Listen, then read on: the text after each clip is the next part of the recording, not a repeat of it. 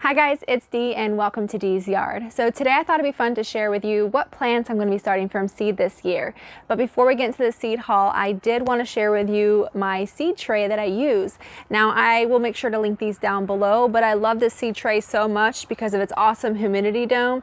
I find this traps enough heat for germination. Now I start my seeds indoors, so I never feel like I need a heat mat with the dome.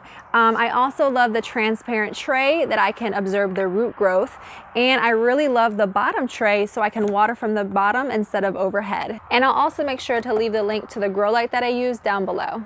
All right, so now onto the seeds, and all but just a few of my vegetable seeds are heirlooms, and I love growing heirloom vegetables for all the benefits that the plants have. The taste and flavor is so much better. It's more nutritious. You can save your own seeds.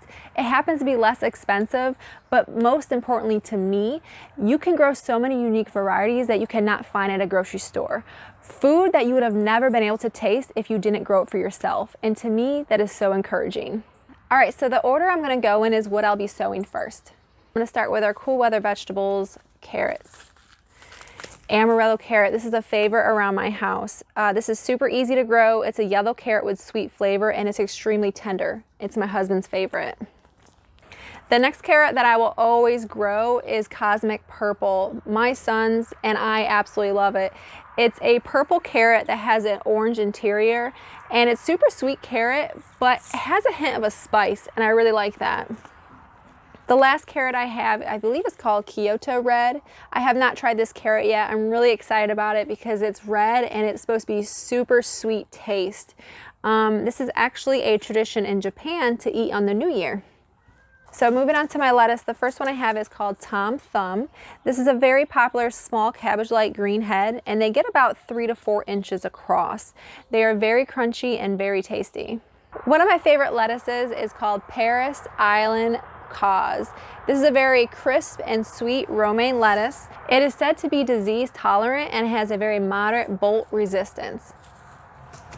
The last lettuce I have is just a lettuce mix. It's a mix between green and red leaf and head lettuce.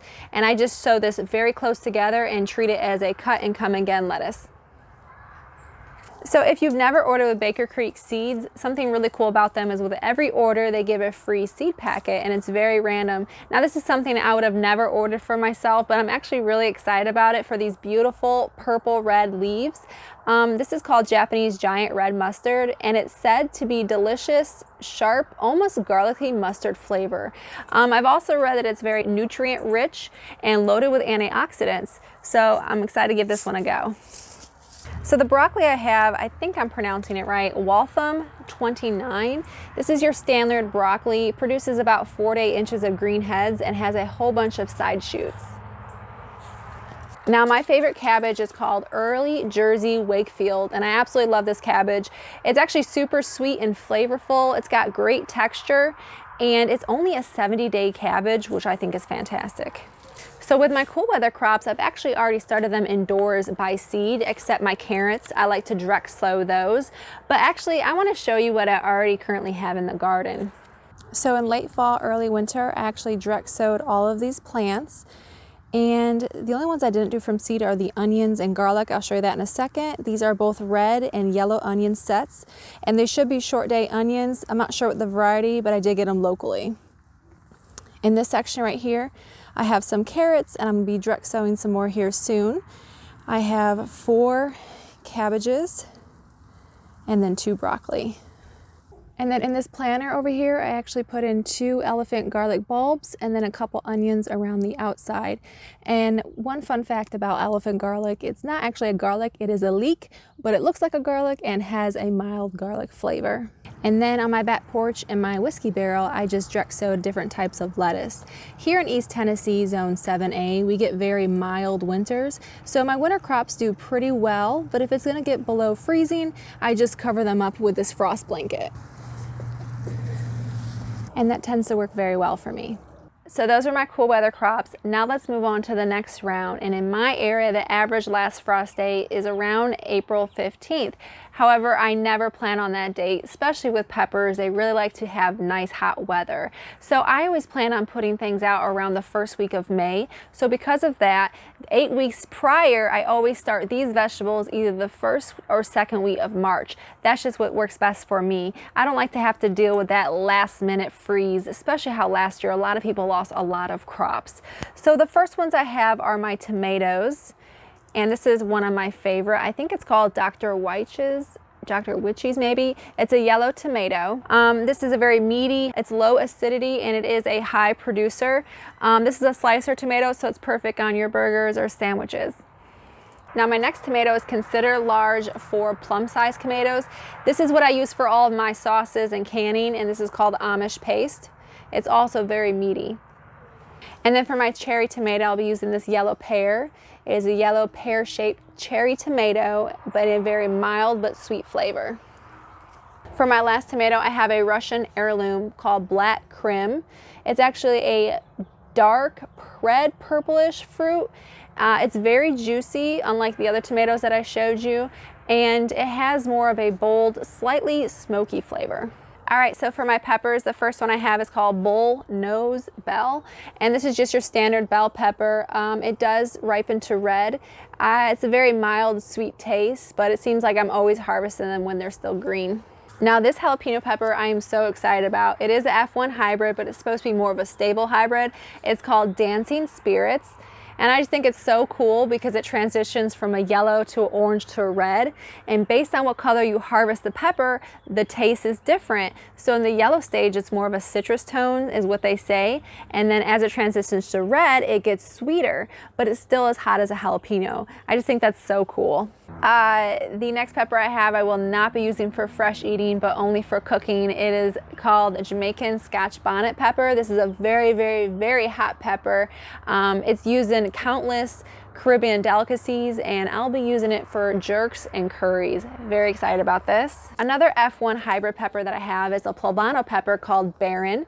It's a very mild spice, and I'll be using this pepper to stuff. I don't have the seed packet because it's currently in transit, but I'll also be starting strawberries called Berry Treasured Red.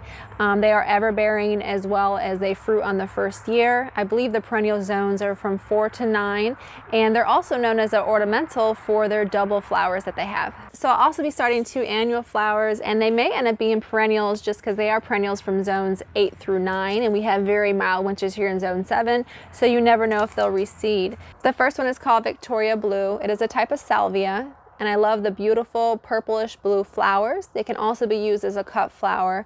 I'll probably just use them in borders. And my favorite part is they attract butterflies, and I'm sure bees. And the other one is called Mahogany Splendor. It's a type of hibiscus, and I love it for the beautiful burgundy foliage, and also it reminds me so much of a Japanese maple foliage. Excited about that. Okay, so that was everything being started indoors 8 weeks before the first week of May. So now let's move on to the next set, and I only have 3, and they are going to be started 5 weeks before the first week of May, so right around March 30th. And these are 3 different flowers. The first one is a Cosmo called Double Dutch Rose. They are from Holland. They have these pretty pink semi and fully double blooms. I also got this tall white Sweet Alyssum. They're very tiny snow white flowers with a sweet scent. They only get about 1 foot tall. So the last flower I have that I'm gonna start 5 weeks prior, I am super excited about this. I believe you can only get these seeds at Baker Creek. It's a type of celosia, and it's called Chinese Woolflower. So there's this fantastic write-up. I saw it in the seed catalog. They also have it online, and I think there's even a video. Apparently in the 1915 seed catalog, they found these seeds and went and found them. But it's like a forgotten edible ornamental. They say that they can harvest the young leaves and use it as a spinach substitute. They've tried it on pizza and salads and soups. I'm super excited about that. And also the blooms are gorgeous. It looks like colorful yarn. So those are all the seeds that I'll be starting indoors. Now let's move on to everything I'll be direct sowing. Let's start with the herbs. I have parsley, giant of Italy. I do a lot of cooking with parsley. I got some thyme, dill, bouquet or bouquet dill. And then a cilantro, supposed to be slower bolting. And then I have a flower that I'll be direct sowing called Double Champagne Hollyhock. And how gorgeous are those soft, almost blushing pink blooms. Super pretty. My cucumbers are called Homemade Pickles. This is a very high yielding cucumber plant, and it's great for pickling as well as eating fresh. I have 2 bush beans that I like to direct sow. Dragon tongue bush beans are my absolute favorite. They have these really cool dark speckles on them. Unfortunately, they do go away when you cook them. And then I also have the Amethyst bush bean. These are longer purple beans, and they do turn green once cooked, but I love them because they're so easy to see when harvesting. So the rest of the seeds I'll probably direct sow around June 1st. For the melons, I have one called Blacktail Mountain. It's about a 70-day melon. Crimson Sweet, which is your classic large super sweet melon. And then a cantaloupe, it is F1 hybrid called Sugar Cube, and they absolutely sold me when they mentioned scooping out the seeds, adding a scoop of vanilla bean ice cream, and eating it as a summer treat. So yes, I got this one. Okay, we're almost done. These are all my last seeds, and I plan to direct sow them around June 1st. This is all my winter and summer squash. Now, I deal with a lot of pest pressure here, so sometimes it's not even worth to grow squash, but we eat a lot of zucchini in this house, and I think it'd be fun to have a pumpkin patch for my boys and even have their friends come over and pick some pumpkins. Now, we get a lot of squash bugs, cucumber beetles, and squash bienvores. So the plan is to set an area out back that I've never used before, put some drip irrigation, and even do some row covers. We'll see how this goes. I'll probably have to hand pollinate a lot of these, but to me that's probably better than having to deal with all the pests. But we will see how this goes. I will keep you all updated. And I really love this Black Beauty zucchini for the summer squash. This is very, very prolific, and I think it's got very good flavor. We eat a lot of zucchini. I also got a spaghetti squash. And then onto the pumpkins.